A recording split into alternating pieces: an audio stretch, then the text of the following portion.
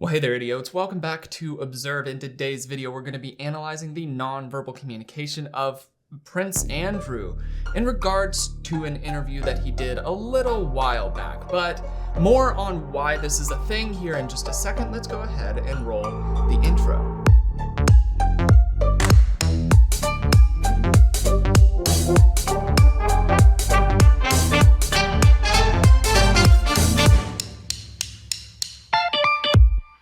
Here we are at the beginning of a new year. Now, I don't know if you are the type of person to set a New Year's resolution, but the beginning of the year is always a great time to start a new thing, a new project, or to build a new habit, just even for the sake of organization. That brings us to today's sponsor, which is Brilliant.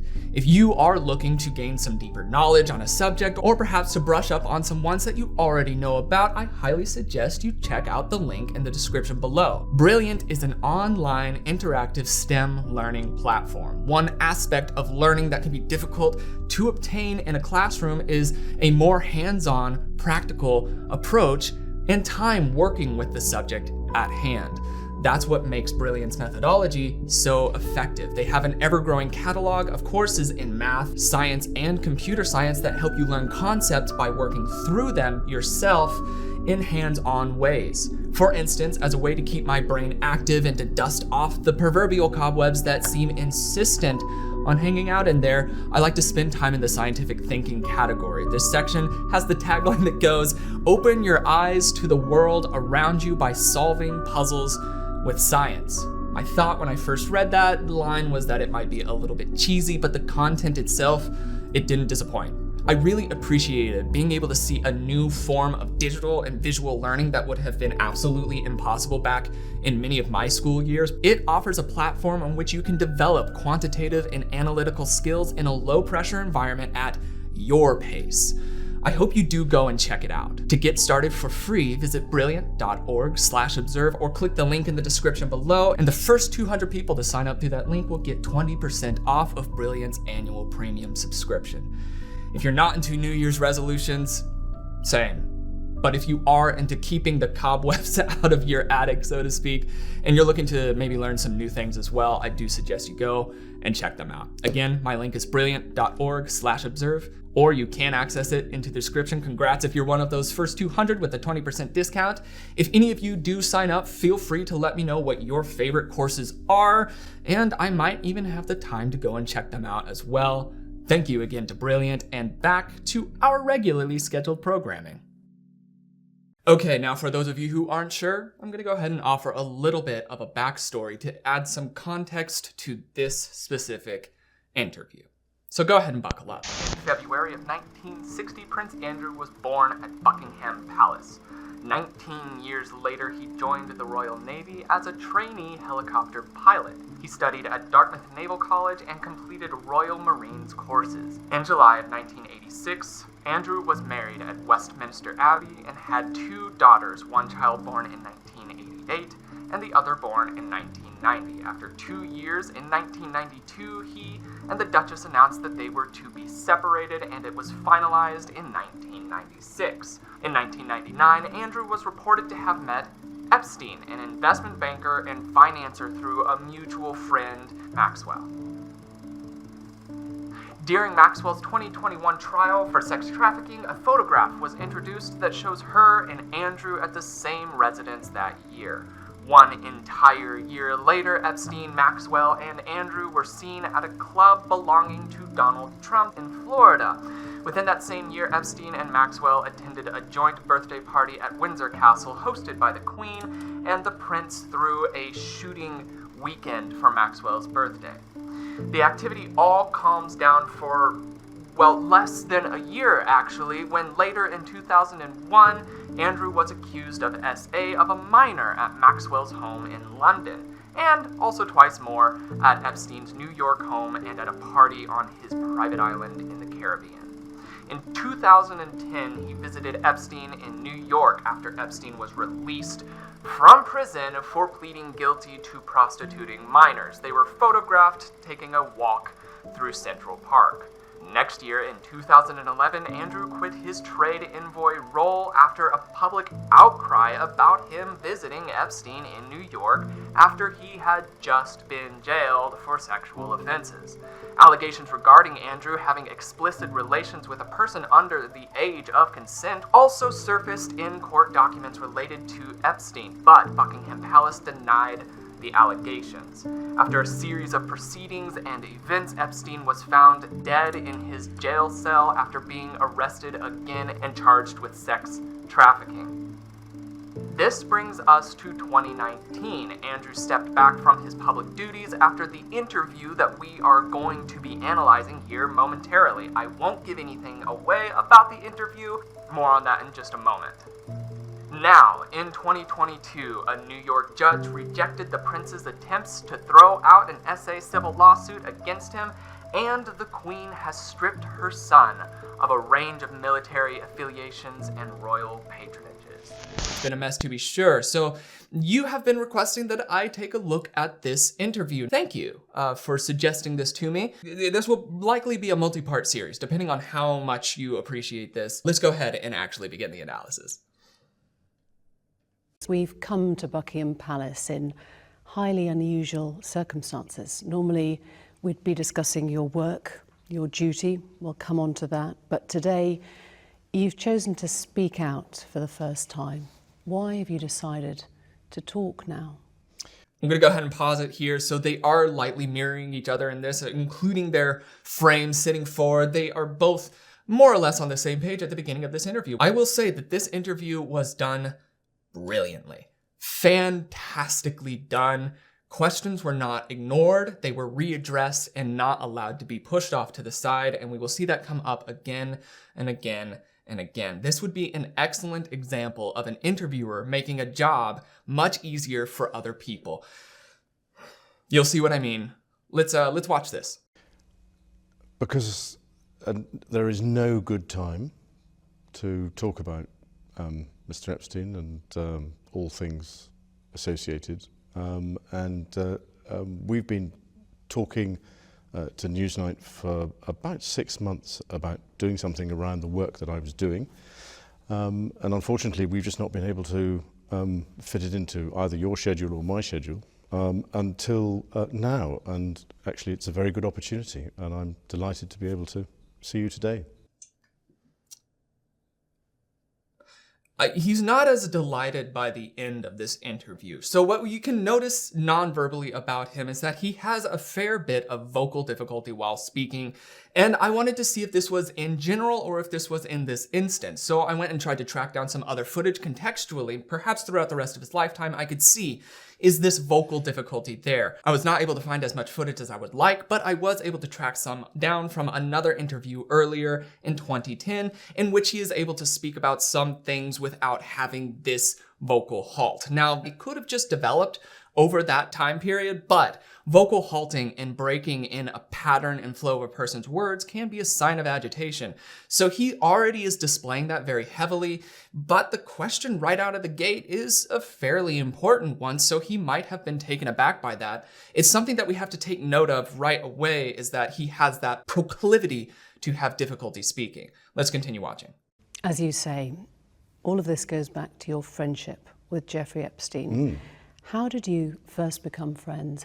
Friendship with Jeffrey Epstein, and he has a rapid increase of eye blinking there. And this is just processing. This could mean a negative thing. This could mean a positive thing. It does mean that he is absolutely processing something there. He also has a little bit of a lip compression in there. He sits back a little bit and nods a bit with the And so the lip compression in there, that isn't usually a positive related tell. So in that area, I mean, that does make sense contextually that he's showing some negative emotion in regards to Epstein.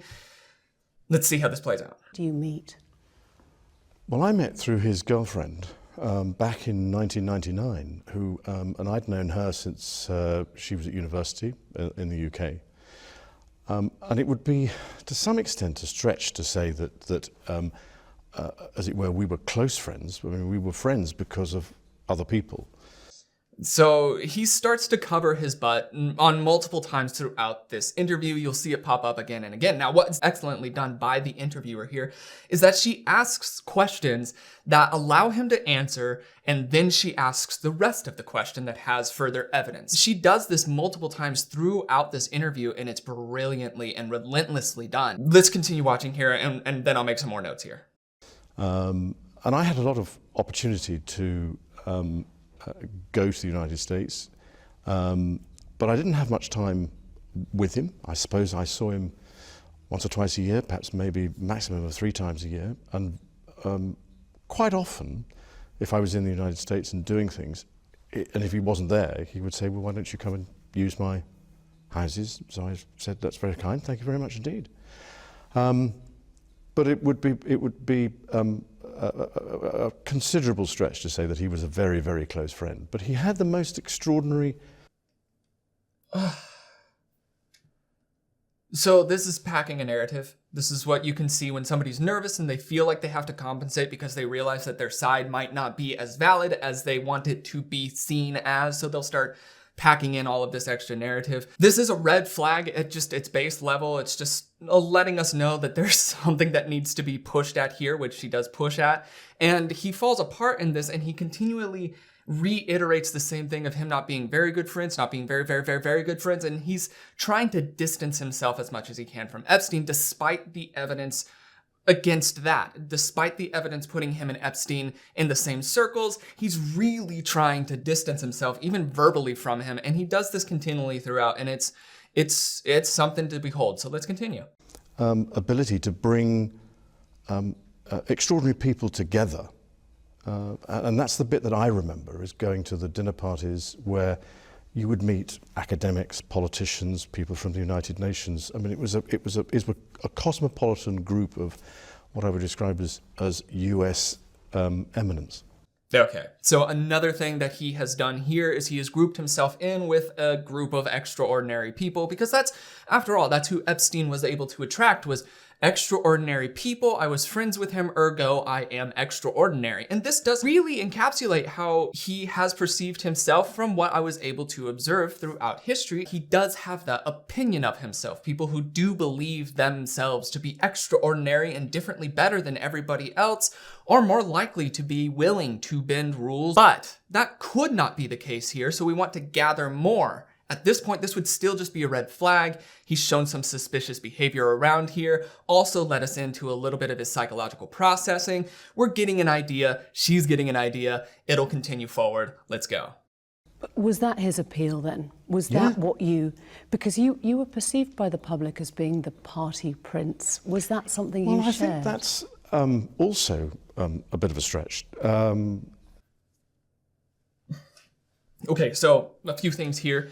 Well, I think that's... So he leans back, he does a full postural change. That means he's switching roles. That means that question fully unsettled him. He has to switch into a different role. And that higher pitch, that heightened pitch, and it's a lot more fragile, a lot less forceful, and lets us know that it's not very confident. And so he's already stumbling over himself right away in regards to this question. It feels like he has a very high opinion of himself. It is fascinating. I don't know why I've collected that title, because I never have really partied. I was single for quite a long time in the early 80s, but then after I got married, I was very happy, and I've never really felt the need to go and party.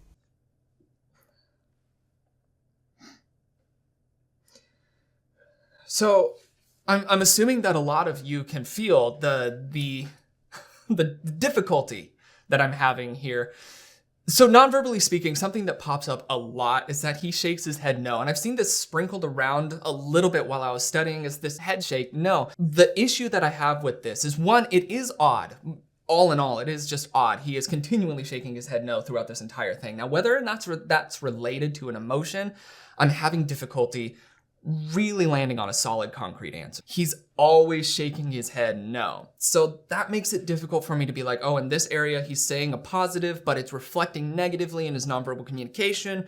Could be a desynchronization. I I don't have that ability with that head shake here because it's just so regular. As far as the rest of him goes, you could tell he's having so much difficulty just getting the words out. It sounds as if they don't want to leave his body. Now, this could be because of nerves, but like I said, I was able to go before and find other interviews and footage of him being in front of cameras and answering questions, and there's not that issue. Also, he's been in front of people a fair bit, so the likelihood of it just being your average everyday interview nerves is not likely. What would be nerve-wracking enough to set somebody off like this? Well, there has to be something abnormal to cause it, and there was, but let's continue. And certainly going to Jeffrey's was not about partying. Absolutely not. You said you weren't very good friends, but would you describe him as a good friend? Did you trust him? Yes, I think I probably did, but... So, at the end of the last question there, you could see some self-soothers coming out on his hands there, and his foot starts to bob. Those are all signs of agitation. That lets us know that that question rubbed him a little bit the wrong way. And now she's revisiting again with this question. Okay, so you said you're not very good friends, but would you say you're good friends, perhaps? It's harder to revisit a story over and over and over again and have different aspects of it revealed if it's fake, because you kind of have to rehearse a certain storyline if it's fake. So as she's asking these questions and revisiting from different angles, it's forcing him to have to scramble. His nonverbal communication is comedic to watch during this. It's insane, really. But let's continue. Again, I mean, I don't go into a friendship looking for the wrong thing, if you understand what I mean. I'm an engaging person. I want to be able to engage. I want to find out. I want to learn. And so you have to remember that I was transitioning out of the Navy at the time. I hate this line from him, and he uses it a lot. You have to remember, and that's assuming her ignorance. You have to remember something that I remember. So you have to remember this. This is a thing that I was going through, and you probably haven't thought of this yet. And this is a very subtle one. You can actually catch yourself doing this even yourself. This, you have to remember, in certain circumstances, it is very much a dominance play. Not all the time, definitely, but in here, it absolutely is. And also, he has now started gesturing with his hands a little bit more dynamically, so he's taking a little bit of control in this area, or trying to, with the you have to remember thing. And frankly, it's absolutely hilarious that he uses the words you have to remember, because this interview really just shows that, according to Prince Andrew has no memory of most things. He's having a very difficult time memory-wise. So for him to say, you have to remember, is almost like icing on the cake. You'll see. Let's continue. And in the transition, I wanted to find out more about what was going on, because in the Navy, it's a pretty isolated business because you're out at sea the whole time. And I was going to become the Special Representative for International Trade and Investment. So I wanted to know more about what was going on in the international business world. And so that was another reason for going there. And the opportunities that I had to go to Wall Street and other places to learn whilst I was there were absolutely vital. He was your guest as well. In 2000, Epstein was a guest at Windsor. So that's how he tries to paint his relationship with Epstein, is this purely and exclusively maybe social or like business thing. As he continues forward and as she attacks this statement of his of Epstein's and his relationship, he shows more and more and more that he was simply not prepared on any level for the game that she was bringing to this. And it's incredible.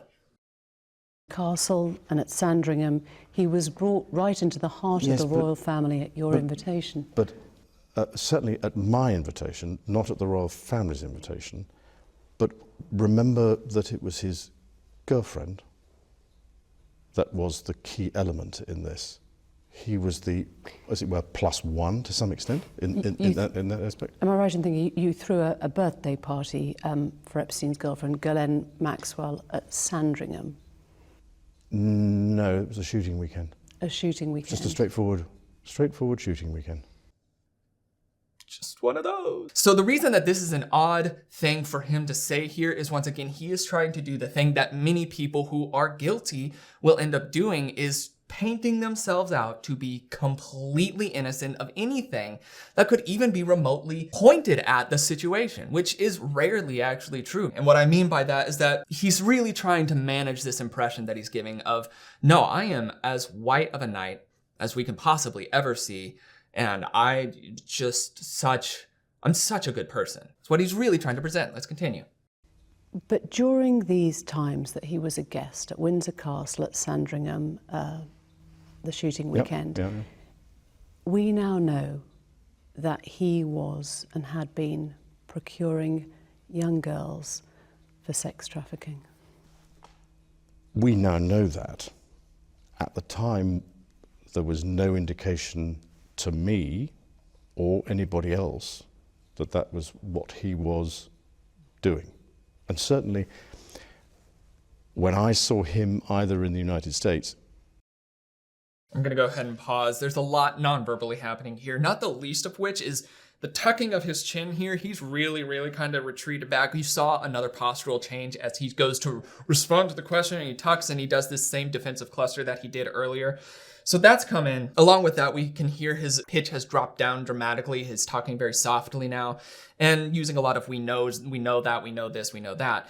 And it's interesting, non-verbally speaking, that all of this is showing up once again in this area. It's just a red flag for us at this point, but coupled with the words that he's saying here, it is not looking good. And I don't think many people were watching this being like, this is going so well for him. Really, this is just going the best. But let's see how it plays out. Well, no, when I saw him in the United States, or when I was staying in his houses in the United States, there was no indication, absolutely no indication. And if there was, you have to remember that at the time, absolutely no indication. Closes eyes, presses them shut, really amplifies that absolutely no indication. He does have a head shake in there, which would be synchronized with, and it's that reiteration. Why is he hammering that home again? There's absolutely nothing at all, which is a red flag because it's a proven incorrect statement from him. It was very noticeable to the people around him. So for him to say that there was absolutely nothing, the red flag of his nonverbal communication is therefore backed up by the evidence from other people. We kind of get an idea a little bit in this area. This is one of those good, okay, we now have two comparisons to work with. Now we can move forward with this as a fairly reliable piece of data. I was patron of the NSPCC's Full Stop campaign, so I was close up with what was going on in those time about getting rid of abuse to children. So I knew what the things were to look for, but I never saw them. So you would have made that connection because you stayed with him, you were a visitor, a guest on... Interesting. He's not certain on that one, but I never saw them. He has a little bit of a lip compression, perhaps a lip shrug in there. He also darts his eyes away. This doesn't happen regularly. It looks like he darts his eyes down to check her notes. So he's feeling very insecure about that statement in general. Very worried by what she's presenting at least. So we would have to ask, why is he worried by what she's presenting unless there's something that maybe he's worried about? And there is. So let's continue. Many occasions at his homes, and nothing struck you as suspicious? Nothing. During that whole time? Nothing. Just for the record, you've been on his private plane. Yes. Another big increase in blinking after that. So this is a few times now that the blinking increase has happened around these areas that could be a possible lie. We need to keep our eyes on that and see if it pops up in other areas. Hopefully, what we can see is another instance where we could see a tell like that line up with some other verifiable information that we can work off of so that we can now have a little bit more data to work with. You've been to stay on his private island. Yes. You've stayed at his home in Palm Beach. Yes. You visited Ghislaine Maxwell's house in Belgravia in London. Yes. So in 2006, in May, an arrest warrant was issued for Epstein for sexual assault of a minor. Yes. In July... I just find that interesting that he's already tried to be like, I barely even like knew who Epstein even kind of was. It was just for like business. And we had a mutual friend, and that's how it went. That's how he's approaching it, but it's really not true, as we can see by his actions. Now, she's brought up this very difficult incident here, and he does another postural change. We know that this could be an indicator of negative emotion, since he's done it now 3 different times where he's had a postural change before responding to a particularly negative question. He also does a pretty substantial self-soothing or a mouth-blocking gesture and a little bit of a foot bob. That's agitation, that's a postural change, that's a mouth-blocking gesture or a self-soothing gesture. That cluster there lets us know that there's some weight behind this. There's something that she would need to focus in on, revisit this question, or hound at it a little bit harder. He was invited to Windsor Castle to your daughter Princess Beatrice's 18th birthday. Why would you do that? Because I was asking Ghislaine. But even so, at the time, I don't think certainly I wasn't aware when the invitation was issued what was going on in the United States. And I wasn't aware until the media picked up on it, because he never said anything about it. He never discussed with you the fact never discussed it. So, once again, this is another one of those instances where it just feels like the person is painting themselves out to be so blissfully out of the loop of everything that could possibly be going wrong, while still being very intimately involved in the circles in which it is going wrong in. It's very unlikely, even just statistically speaking, not looking at any other evidence. It's very unlikely, but it's not impossible that he was completely innocent of all of this. Now, with all of the rest of the evidence considered, it's very unlikely that he was completely innocent in all of this. So this question asked by the interviewer, that's a very pointed question. And his response was that he wasn't inviting Epstein, that Epstein was just an afterthought. And then also on top of that, I don't even think that I even knew about anything about how even that was even, and it's like, sure thing. All right. Thank you for that input. Let's keep going. that an arrest warrant had been issued. No. So he came to that party knowing police were investigating him. Well, I'm not quite sure whether was it police that were, I don't know. You see, this is the problem. It was the Palm Beach police at the time. But I mean, I'm afraid, you see, this is the problem, is that an awful lot of this was going on in the United States, and I wasn't a party to it, and I knew nothing about it. In 2008, he was convicted of soliciting and procuring a minor for prostitution. He was jailed. This was your friend. How did you feel about it? Well, I ceased contact with him after I was aware that he was under investigation, and that was later on in 2006. And I wasn't in touch with him again until 2010. So it was one of those things that if somebody's going through that sort of thing, well, I'm terribly sorry, I can't be. So no contact? No contact. When he was serving time, there was no call, no letter, nothing there? No. He was released in July. Within months, by December of 2010, you went to stay with him at his New York mansion. Why? Why were you staying with a convicted sex offender? Right. I have... So that's what it is. Every time that she brings up the term sex offender, he does a postural change. That is letting us know that he is extremely uncomfortable with whatever is being said. So that has happened now every single time that she has brought up the acts or the accusation. And that's an important tell for us to know, because now we know that under extreme duress, he will have a postural change that's fairly marked. And that's just good to be able to hold on to. So let's hear him. Always, ever since this has happened, and since this has become, as it were, public knowledge that I was there, I've questioned myself as to why did I go, what was I doing, and was it the right thing to do? Now, I went there with the sole purpose of saying to him that because he had been convicted, it was inappropriate for us to be seen together. And I had a number of people counsel me in both directions, either to go and see him or not to go and see him.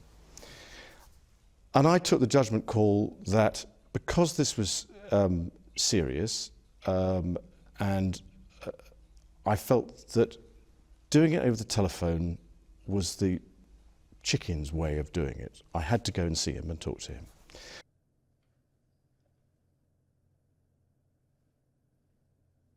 Wow. Hey, to each his own. He is an extraordinary human. And I went to see him, and I was doing a number of other things in New York at the time. And we had an opportunity to go for a walk in the park. And that was the conversation, coincidentally, that was photographed, which was when I said to him, I said, look, because of what has happened, I don't think it is appropriate that we should remain in contact. And by mutual agreement during that walk in the park, we decided that we would part company, and I left, I think it was the next day.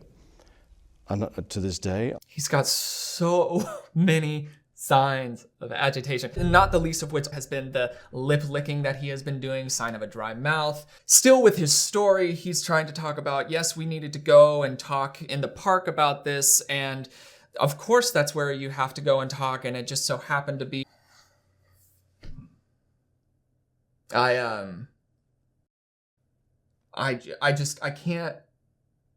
can't imagine the team that was like, we need you to go and say these things. I can't imagine the advice somebody could give that would that would result in this.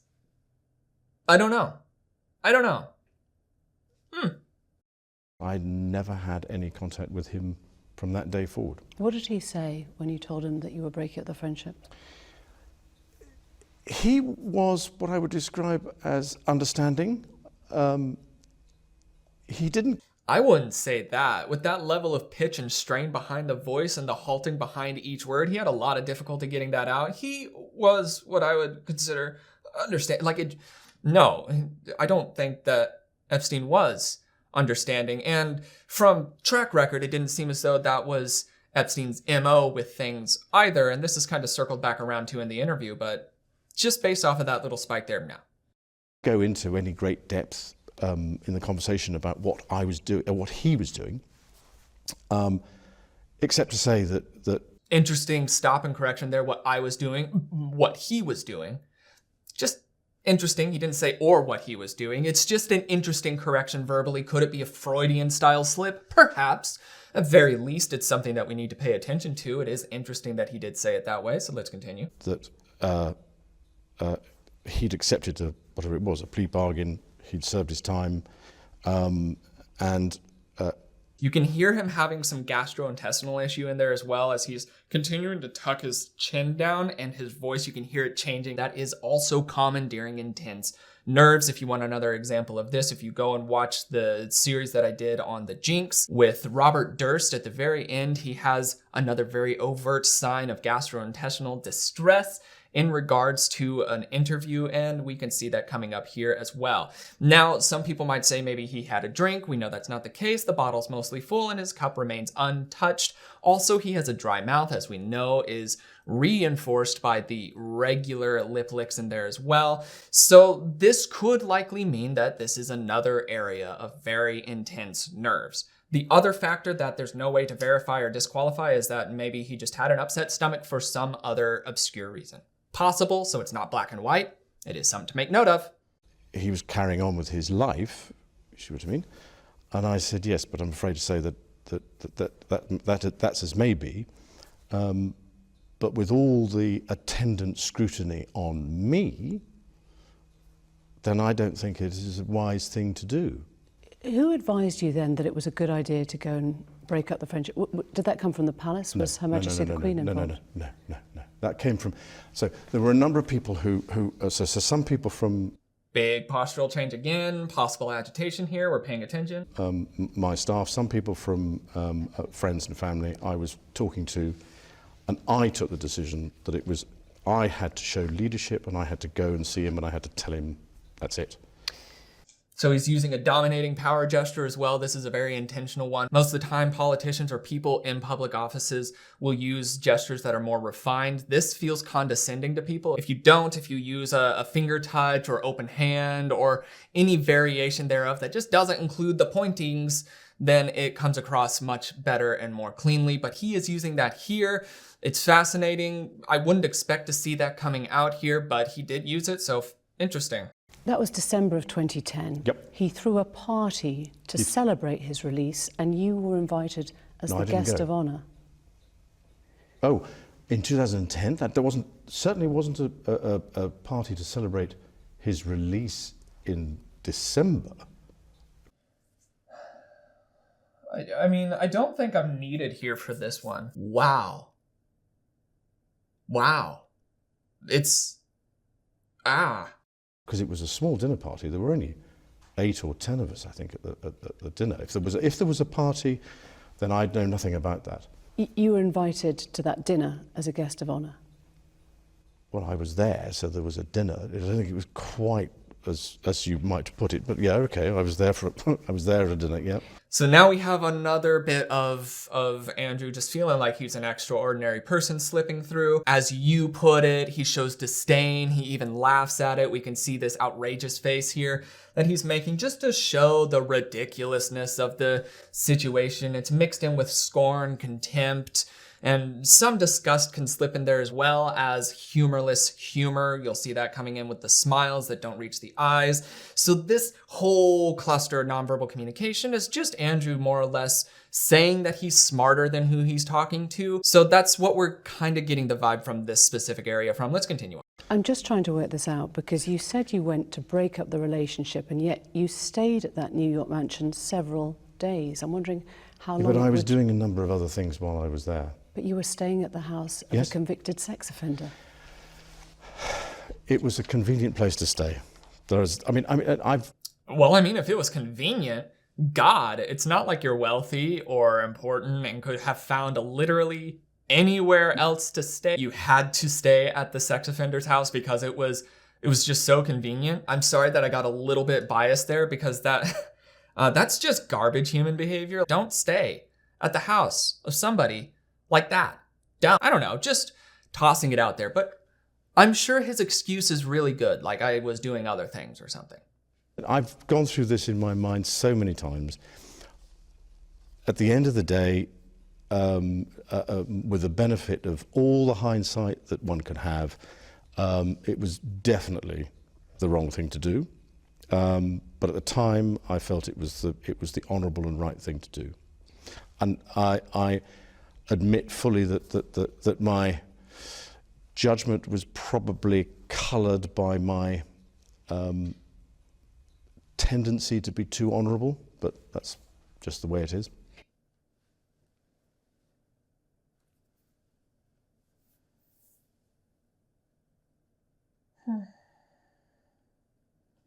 By golly. He stayed at a sexual offender's house because he has a tendency to be too honorable.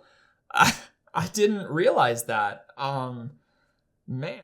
I don't know how she didn't laugh at a statement like that. You know, I did a really dumb thing, but it's probably, if I had to surmise about it, it's because my greatest weakness is that I'm too honorable. Okay. All right. Okay. Because during that time, those few days, witnesses say they saw many young girls coming and going at the time. There is video footage of Epstein accompanied by young girls.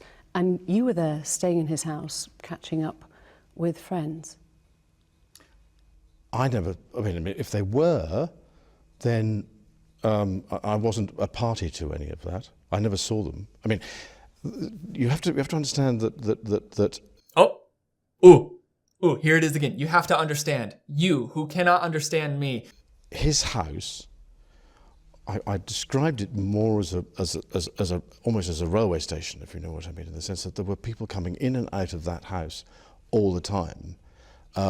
What they were doing and why they were there, I had nothing to do with. So I'm afraid I can't make any comment on that because I really don't know. Another guest was John Brockman, the literary agent. Now, sorry, I didn't mean to pause it at this point. This is a great thing here. I think honestly, he's probably too honorable too.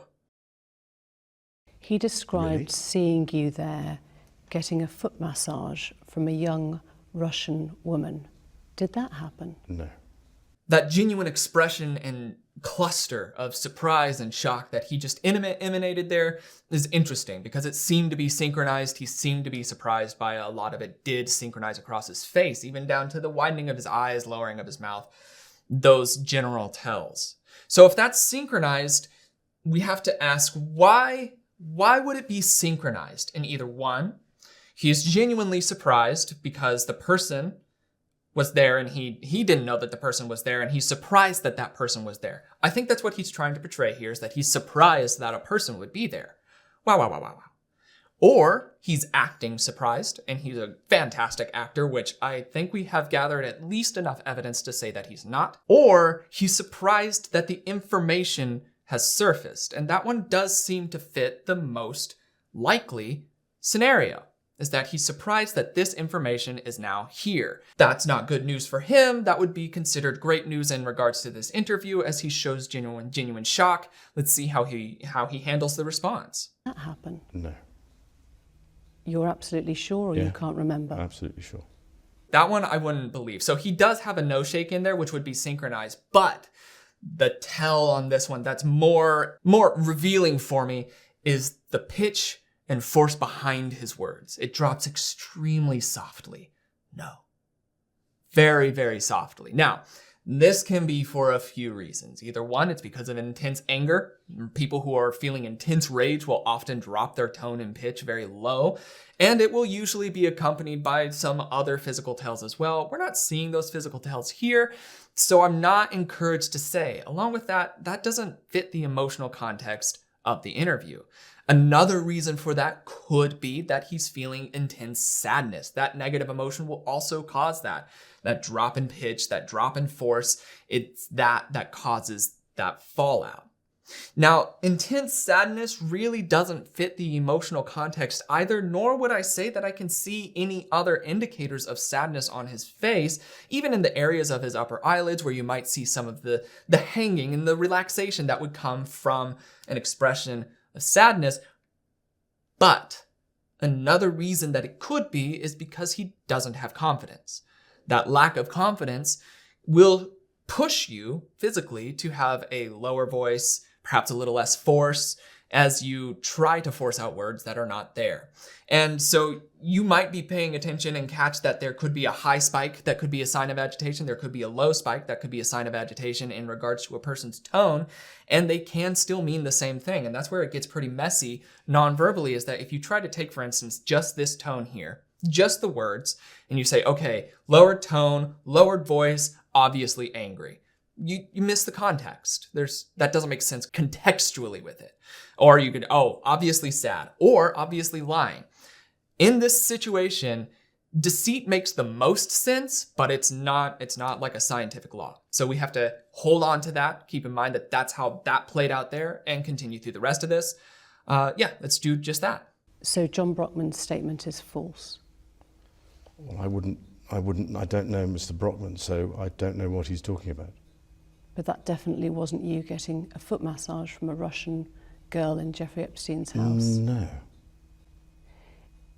It might seem a funny way to break off a friendship, a 4-day house party of sorts with a dinner. It's an odd way to break up a friendship. It's a difficult way of putting it. That's a very stark way of putting it. Yes, you're absolutely right. But actually, the truth of it is that I actually only saw him for about the dinner party, the walk in the park, and probably passing in the passage. So let's go to that. Need I remind you the context that this visit is centered around? This visit is centered around him saying, we cannot be friends because you're a monster.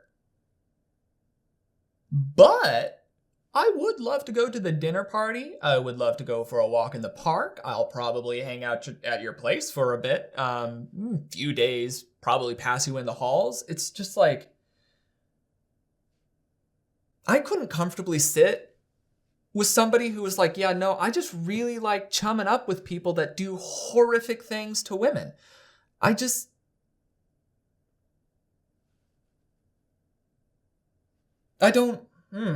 Regardless of everything else, wow, Central Park walk, which was snapped. Friends of yours suggest that Epstein wanted that photo taken. Perhaps he'd even set it up. Do you worry that you were being played? Again, a little bit of disgust coming into Andrew's face here on the side of his nose there in regards to this possibility that maybe Epstein outsmarted him to ? As we know from Andrew, he's a very extraordinary person. So that disgust does make sense contextually. Let's see. New information coming out since his suicide has made us reappraise that walk in the park. We can't find any evidence, or my staff and my people and I can't find any evidence to suggest that that was what he was doing. I mean, you can look at it in so many different ways. The fact of the matter is that somebody very cleverly took that photograph. It wasn't, as far as I remember, nor do my security people remember anybody being present or close, because there were enough security around. I mean, there are even photographs of the security people are around in the photograph. So I mean, he could have done, but I yeah. Packed the narrative richly again. I mean, I'm very interested in that information, just not at the question that she asked it. Do you think that Jeffrey did this for a reason? His short answer was, I don't know, maybe. Which then our question would be like, what could he possibly have information on that would be considered blackmail worthy? Why would he even need that photo? I guess what I'm asking is, do you feel that you were part of Epstein's public rehabilitation? Oh, no. Funny enough, I don't. No. Of course he doesn't. He's perfect in every way. This is part 1 of what could be a 3-part series to this. It does continue. She continues to masterfully ask these questions, revisit them, and push in weak points. I commented to my wife while I was studying on this that I would love to see her and the polygraph analyst from the Chris Watts case work together. They would be absolutely unstoppable. What his entire interview was characterized non-verbally was a difficulty in speaking, a lot of vocal stuttering, stopping, halting, changing, perception management. We did catch onto some of his aloofness, that he feels that he is better than most people around him, as was stated by him in various ways. We see that he's trying to paint himself out in this scenario to be completely pure, completely spot-free in all of this, despite the very overt physical evidence that's placing him in these locations. So that in and of itself is also interesting. So if we're taking all of that alone, what we can say is that he has a substantial amount of red flags in the first 15, 16 minutes of this interview that this should be pushed on thoroughly. There needs to be more investigation. Let me know your thoughts in the comments below. Do you want me to continue this series? If so, leave a comment or something like that. If you did like the video, do all of those things, the subscribe stuff. Also, I would like to thank today's sponsor, Brilliant. Really do appreciate you supporting the channel. So go check that out. But without further ado, that's all that I've got for today. My name is Logan, and you have been oh so awesome as you always are. And I will see you in the next video. Cheers, guys.